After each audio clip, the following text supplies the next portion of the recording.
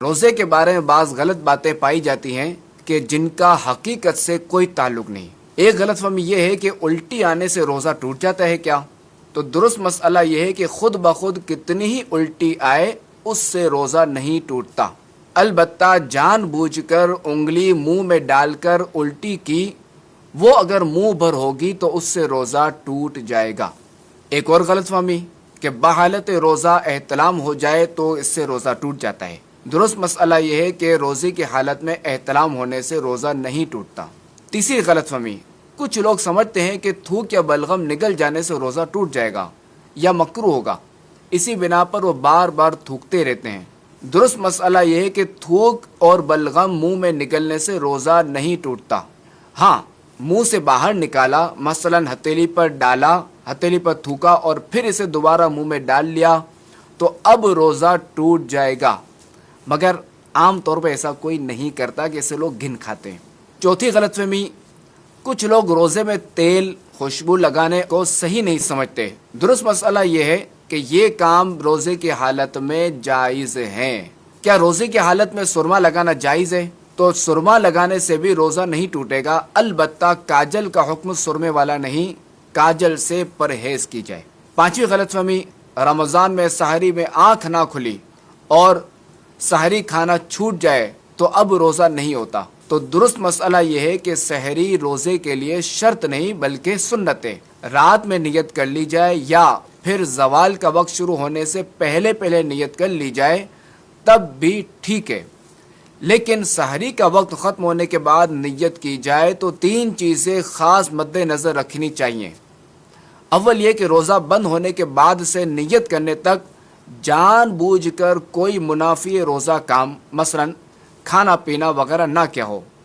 دوسرا یہ کہ یہ نیت کرے کہ میں روزہ بند ہونے کے وقت سے روزے سے ہوں۔ تیسرا یہ کہ زوال کا وقت شروع ہونے کے بعد نیت نہیں ہو سکتی۔ چھٹی غلط فہمی، رات میں غسل فرض ہو جائے تو اب روزہ شروع ہونے کے بعد کلی یا ناک میں پانی افطار کے وقت ہی ڈالیں گے۔ تو درست مسئلہ یہ ہے کہ روزہ شروع ہونے سے پہلے غسل فرض ہو یا روزے میں احتلام ہو جائے تو غروب کا انتظار نہیں کریں گے کہ روزے کی حالت میں نہانا ہو، تب بھی غسل کے تمام فرائض ادا کیے جائیں گے کہ غسل میں کلی کرنا اور ناک میں نرم حصے تک پانی پہنچانا فرض ہے۔ اس کے بغیر نہ غسل اترے گا نہ ہی نمازیں ہوں گی۔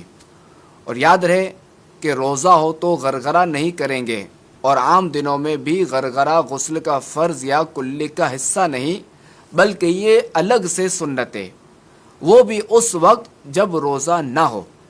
البتہ روزے کی حالت میں ناک میں پانی سانس کے ذریعے اوپر کھینچنے کی اجازت نہیں۔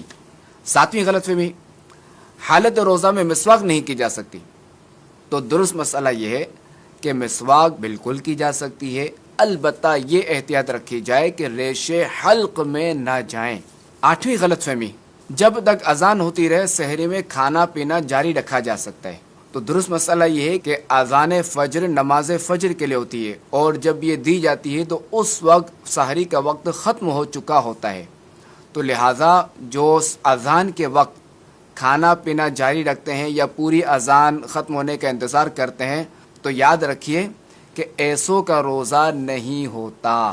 نویں غلط فہمی، چوٹ وغیرہ لگنے پر خون نکل آئے یا خون ٹیسٹ کروانے سے روزے پر کوئی اثر پڑتا ہے۔ تو درست مسئلہ یہ ہے کہ جسم سے کوئی چیز باہر آئے اس سے روزہ نہیں ٹوٹتا، لہذا ٹیسٹ کے لیے خون نکلنے یا زخمی ہونے پر خون بہنے سے روزہ نہیں ٹوٹے گا۔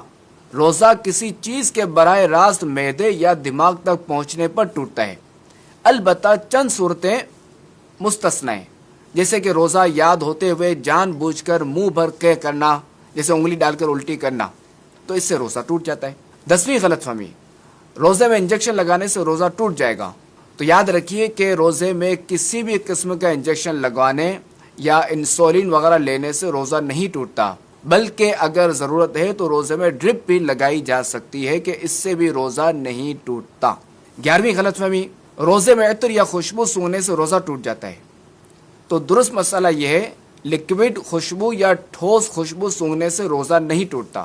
البتہ اگر کسی نے اگربتی یا لوبان کا دھواں اپنے منہ یا ناک کے ذریعے اندر کھینچا جو کہ لا محالہ حلق میں جائے گا، اور یوں ہی کسی بھی خوشبودار یا غیر خوشبودار دھوئیں کی دھونی اس طرح لی کہ مثلاً اس کے دھوئیں کو ناک یا منہ سے حلق میں داخل کیا، تو اب اس طرح کرنے سے روزہ ٹوٹ جائے گا۔ اللہ کریم ہمارے روزے برباد ہونے سے